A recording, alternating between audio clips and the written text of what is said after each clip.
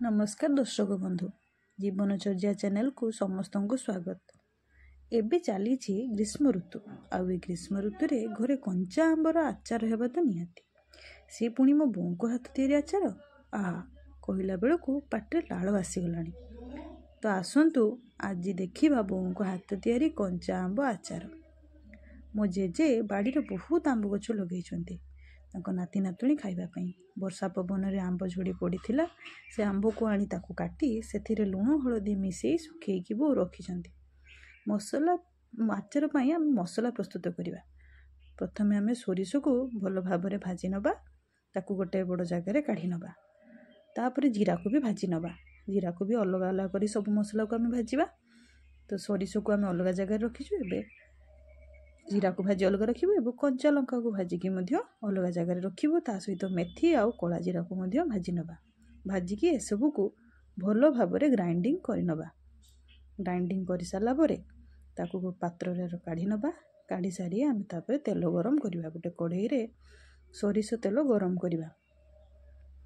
गरम कर सारा पर सोरिष तेल ही प्राय आचार रे व्यवहार करा जाए।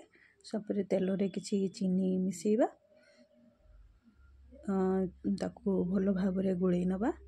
तापरे आमे जो आंब काटिकी सुखई थिलु ताकू आनी से तेल रे दबा। तापर ताकू भल भाव में गोलई नवा।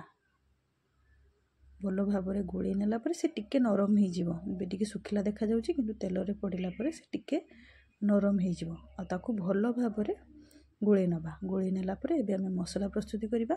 आमे तेल रे किछि चीनी तापर सोरिष गुंड जीरा गुंड लंका गुंड कला जीरा मेथी गुंड से सब को मिसेइबा।